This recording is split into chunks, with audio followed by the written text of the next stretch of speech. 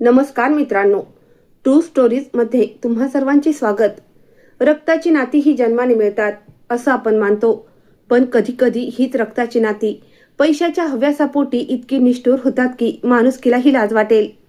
एका आईने आपल्या रक्ताच्या लेकरांसाठी उभं आयुष्य वेचलं, स्वतःच्या सुखाचा त्याग केला. पण जेव्हा त्याच आईला मुलांच्या आधाराची गरज होती, तेव्हा तिच्या पोटच्या गोळ्यांनी काय केलं? पैसा, मालमत्ता आणि परदेशातील ऐशो आरामासाठी त्यांनी आपल्या जन्मदात्या आईला एका काळोख्या खोलीत मरायला सोडून दिलं. पण म्हणतात ना, देवतारी त्याला कोण मारी. जेव्हा रक्ताची नाती साथ सोडतात, तेव्हा नियती असा काही चमत्कार घडवते की रक्ताच्या नात्यापेक्षाही माणुसकीचं नातं मोठं ठरतं. आजची गोष्ट अशाच एका माऊलीची आहे, जिने आपल्या मुलांचा विश्वासघात सोसला. पण शेवटी सत्याचा आणि प्रेमाचा विजय कसा झाला हे पाहण्यासाठी ही कथा शेवटपर्यंत नक्की पहा. ही गोष्ट कदाचित तुमच्या डोळ्यात पाणी आणेल, पण नात्यांकडे बघण्याचा तुमचा दृष्टिकोन नक्कीच बदलेल. विमलबाईंच्या डोळ्यासमोर एकदम अंधार दाटून आला. अंगात त्राण नसल्यामुळे त्या तशाच खाटेवर बसून राहिल्या. इतक्यात त्यांचा मोठा मुलगा समीर त्यांच्या जवळ येऊन बसला. त्याने अगदी मायेने त्यांचा हात आपल्या हातात घेतला. त्याच्या बोलण्यात अचानक इतका गोडवा आणि आपलेपणा आला होता की विमलबाईंना नवल वाटलं. तो म्हणाला, आई, तू उगीच काळजी करू नको ग. आम्ही आहोत ना.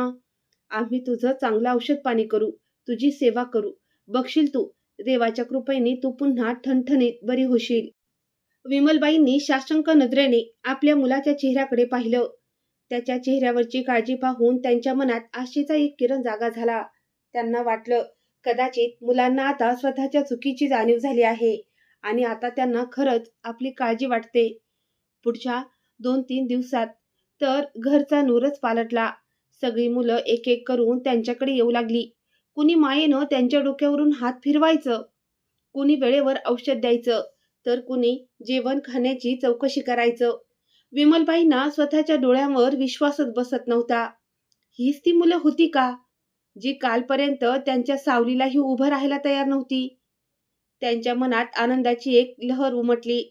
त्यांनी मनातल्या मनात देवाचे आभार मानले की, देवा, या आजारपणामुळे का होईना, पण माझ्या मुलांची मनं तर विरघळली. एके दिवशी सगळी मुलं एकत्र त्यांच्या खोलीत आली. सगळ्यांना असं एकत्र पाहून विमलबाईंचे डोळे आनंदाने चमकले. त्या कशाबशा सावरून खाटेवर उठून बसल्या. मोठ्या मुलाने पुढे होऊन त्यांचा हात धरला आणि प्रेमाने म्हणाला, आई, तुझ्या उपचारांसाठी आम्ही मोठ्या डॉक्टरांशी बोललो आहोत. ते म्हणाले की आजार अजून जास्त पसरलेला नाही, त्यामुळे तू नक्की बरी होऊ शकतेस. पण गाई, या उपचारांसाठी खूप मोठ्या रकमेची गरज आहे. आम्ही सगळ्यांनी जमेल तसे पैसे गोळा केले आहेत, पण अजूनही थोडे कमी पडत आहे. देव काही ना काही मार्ग नक्कीच काढेल. असं म्हणून त्याने काही कागदपत्र आई समोर ठेवली आणि म्हणाला, आई, तू फक्त या कागदांवर तुझा अंगठा लाव. विमलबाई एकदम दचकल्या.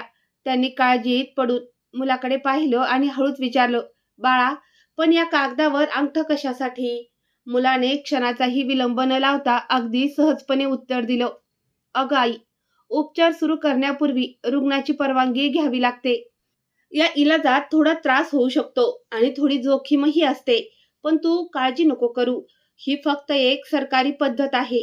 डॉक्टरांचा नियम आहे म्हणून हे करावं लागतंय. विमलबाईंनी आपल्या मुलाच्या शब्दांवर डोळे झाकून विश्वास ठेवला. बिचाऱ्या आईचं हृदय आपल्या मुलावर संशय घ्यायला तयारच नव्हतं.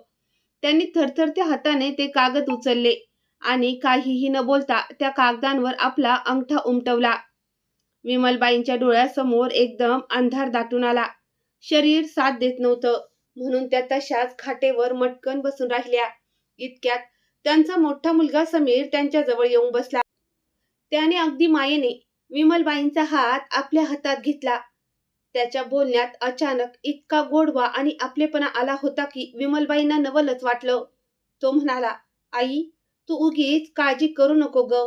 आम्ही आहोत ना. आम्ही तुझं चांगलं औषध पाणी करू, तुझी सेवा करू. बघशील तू, देवाच्या कृपेने तू पुन्हा ठणठणीत बरी होशील. विमलबाईंनी साशंक नजरेनं आपल्या मुलाच्या चेहऱ्याकडे पाहिलं. त्याच्या डोळ्यातली काळजी पाहून त्यांच्या मनात आशेचा एक किरण जागा झाला. त्यांना वाटलं, कदाचित मुलांना आता स्वतःच्या चुकीची जाणीव झाली आहे आणि आता त्यांना खरंच आपली काळजी वाटते. पुढच्या 2-3 दिवसात तर घराचा नूरच पालटला. सगळी मुलं एक एक करून त्यांच्याकडे येऊ लागली.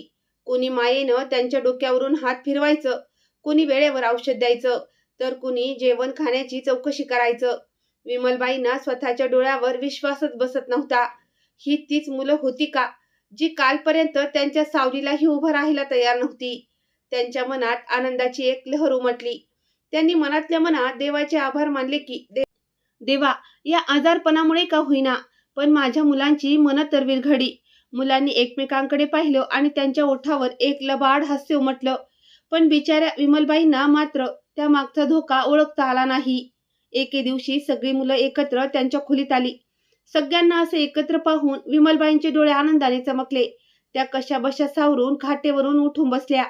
मोठ्या मुलाने पुढे होऊन त्यांचा हात धरला आणि प्रेमाने म्हणाला, आई, तुझ्या उपचारांसाठी आम्ही मोठ्या डॉक्टरांशी बोललो आहोत. ते म्हणाले की आजार अजून जास्त पसरलेला नाही, त्यामुळे तू नक्की बरी होऊ शकतेस. पण गाई, या उपचारांसाठी खूप मोठ्या रकमेची गरज आहे.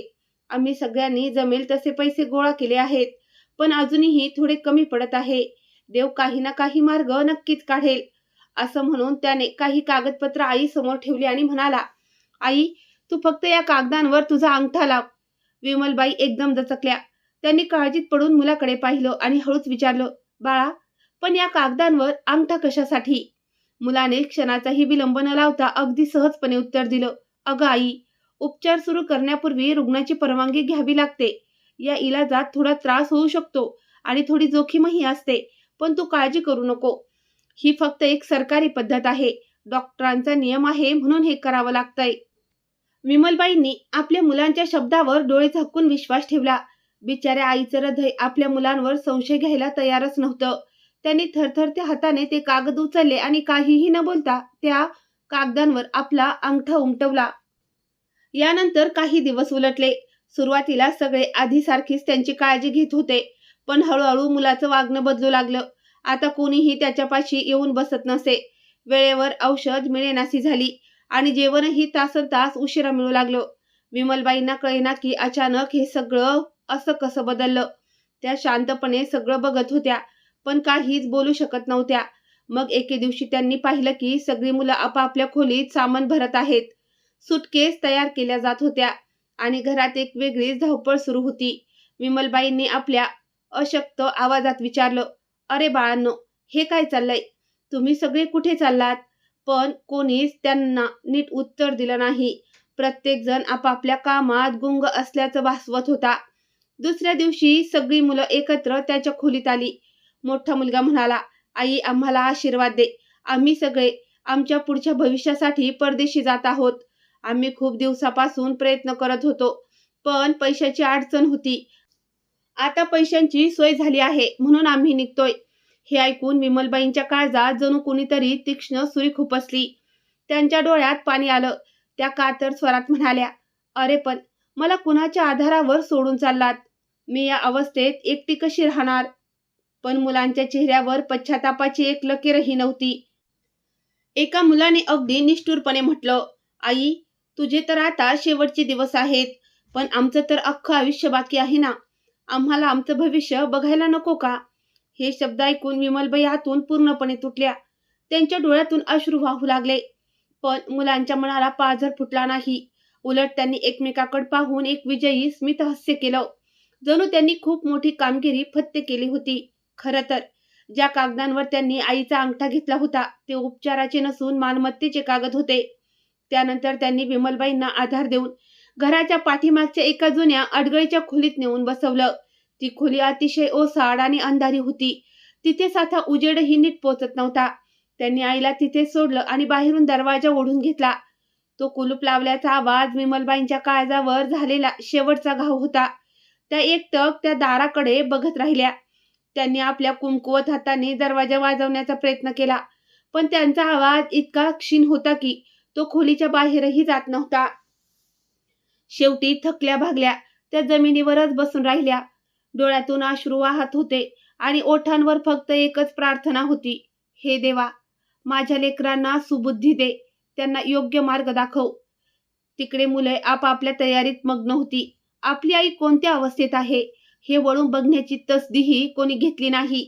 विमलबाई त्या काळोख्या खोलीत आपल्या आयुष्याचे शेवटचे दिवस मोजू लागल्या.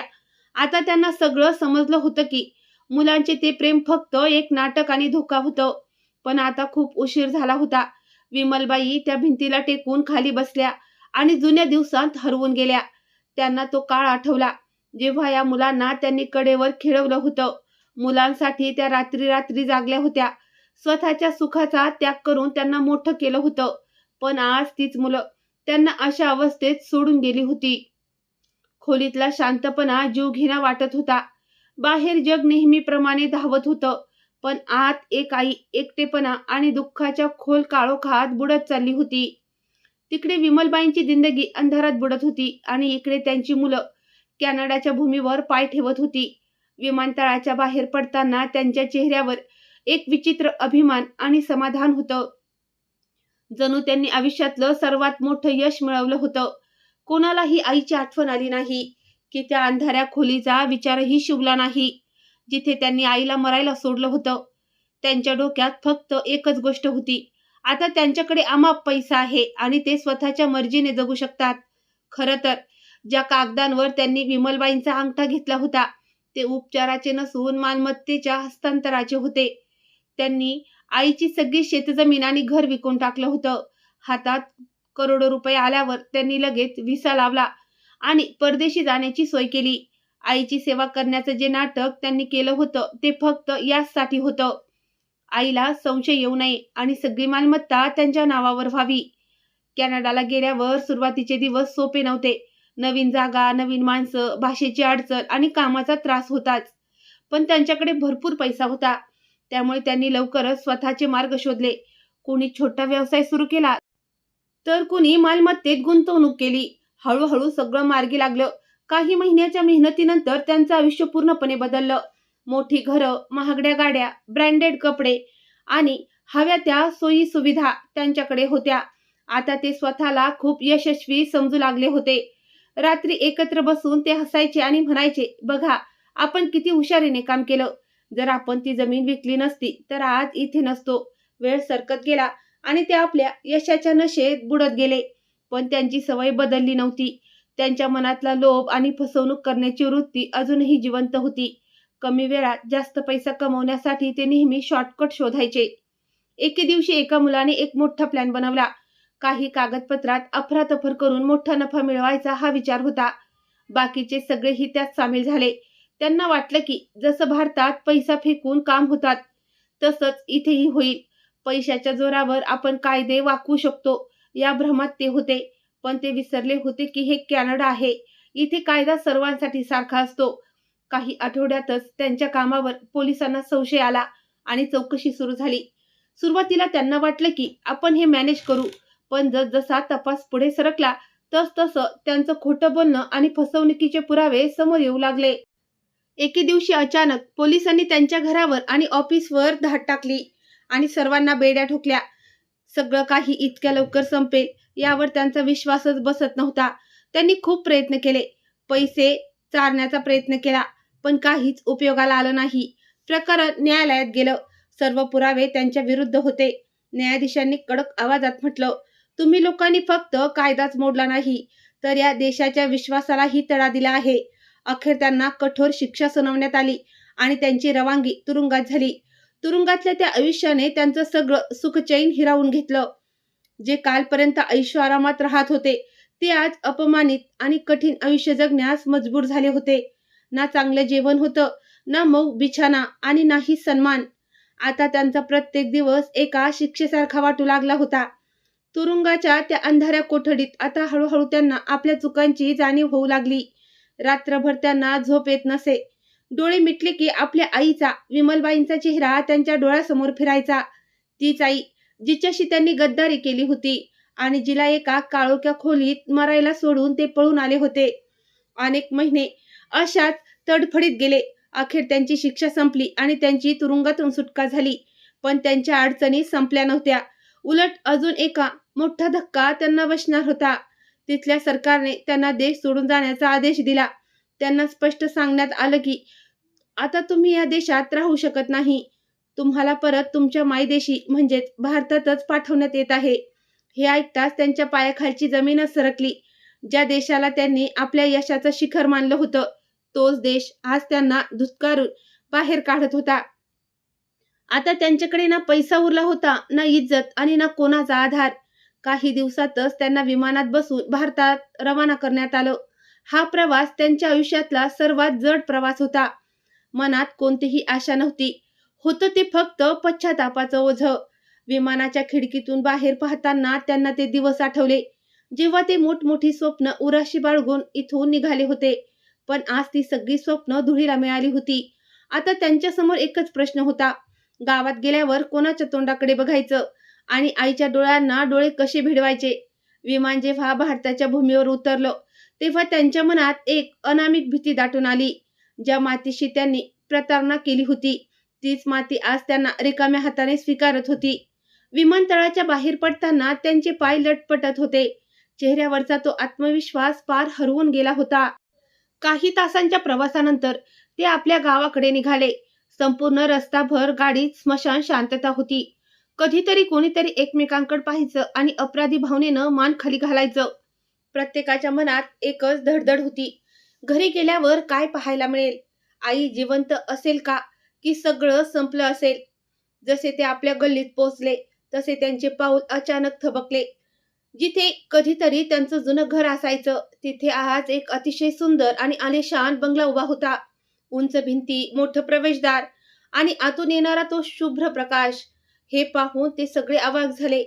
त्यांना वाटलंच नाही की आपण आपल्याच घरासमोर उभे आहोत. मोठ्या मुलाने कसाबसा धीर एकवटला आणि गेट ढकललं.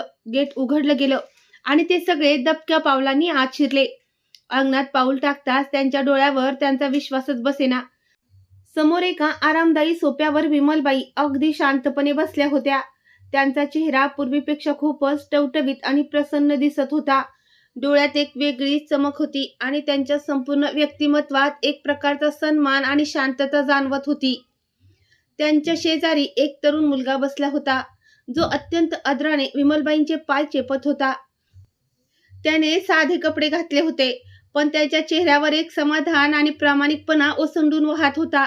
हे दृश्य पाहून ते तिघेही मुलगे तिथेच दगडासारखे खिळून राहिले.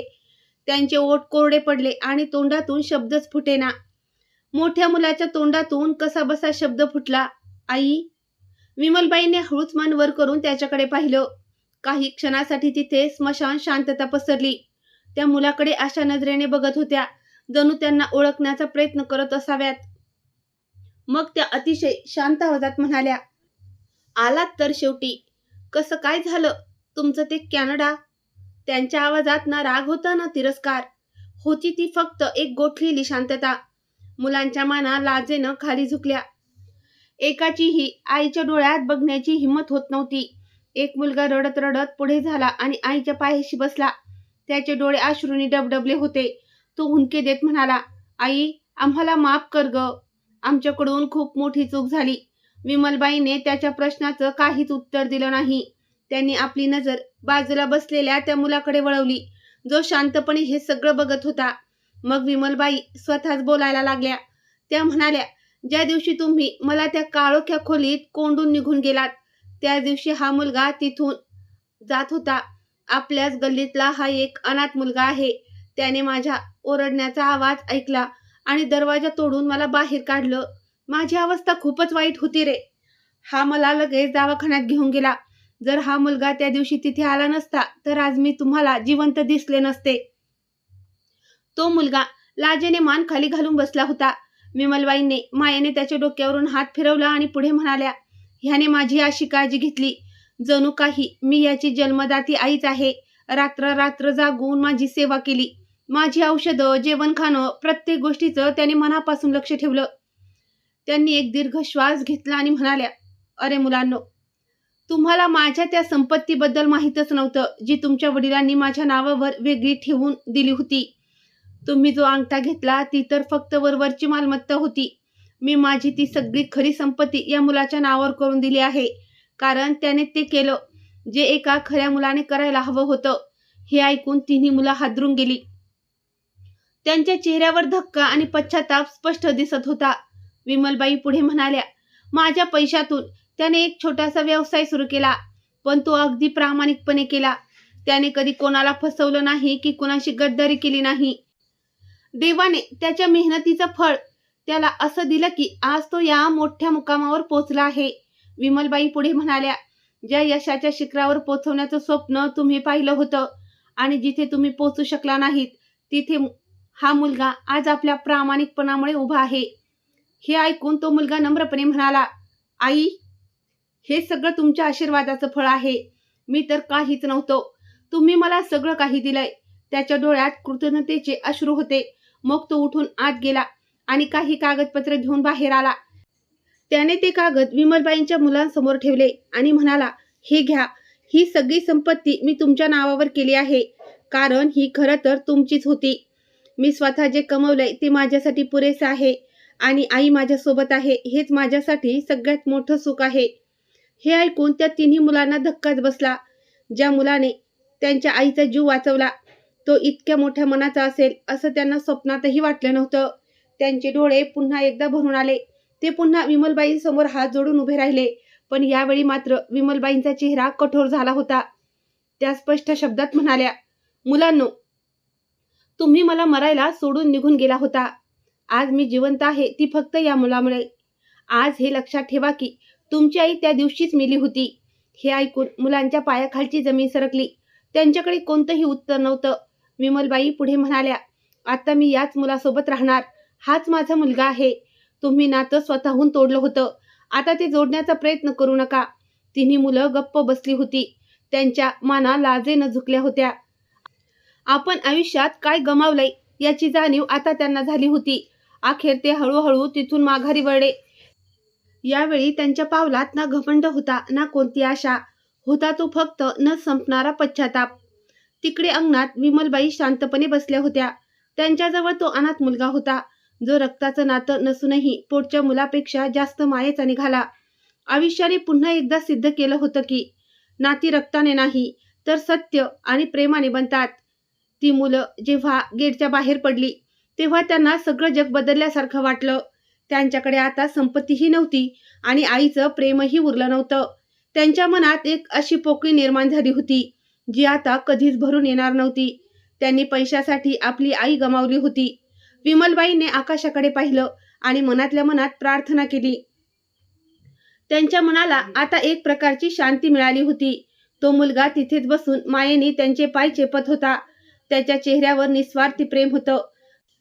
विमलबाईंनी त्याच्या डोक्यावरून हात फिरवला आणि म्हणाल्या, बाळा, देव तुला नेहमी सुखी ठेवो. तू मला नवीन आयुष्य दिलं आहेस. त्या मुलाच्या डोळ्यात पाणी आलं, पण ओठावर एक छोटं हसू होतं. मंद वारा वाहत होता आणि त्या अंगणात आता एक वेगळी शांतता जाणवत होती. ही तीच जागा होती जिथे एकेकाळी लोभ आणि निष्ठुरतेनं घर केलं होतं, पण आज तिथे सत्य, सेवा आणि प्रेमाचा विजय झाला होता. मित्रांनो, विमलबाईंच्या आयुष्याची ही कहाणी आपल्याला खूप काही शिकवून जाते. पैसा, बंगला आणि गाडी आज आहे तर उद्या नाही, पण आपली आई आणि तिची माया एकदा गमावली की ती जगातील कोणत्याही संपत्तीने पुन्हा विकत घेता येत नाही. ज्या मुलांनी रक्ताच्या नात्याला कलंक लावला त्यांना शेवटी पश्चातापाशिवाय काहीच मिळालं नाही, पण ज्या अनाथ मुलाने माणुसकीच्या नात्याने आईची सेवा केली त्याला देवाने सर्व काही दिलं. खरंच नाती ही रक्ताने नाही तर ती एकमेकांबद्दल असलेल्या ओढीनं, प्रेमानं आणि आदराने टिकतात. तुम्हाला काय वाटतं, रक्ताचं नातं श्रेष्ठ की माणुसकीचं? तुमच्या प्रतिक्रिया कमेंट बॉक्समध्ये नक्की कळवा. जर तुम्हाला ही हृदयस्पर्शी कथा आवडली असेल तर व्हिडिओला लाईक करा आणि अशाच सत्य घटनांवर आधारित कथा पाहण्यासाठी आपल्या ट्रू स्टोरी चॅनलला सबस्क्राईब करायला विसरू नका. लवकरच भेटूया एका नवीन आणि मनाला भिडणाऱ्या कथेसह. धन्यवाद.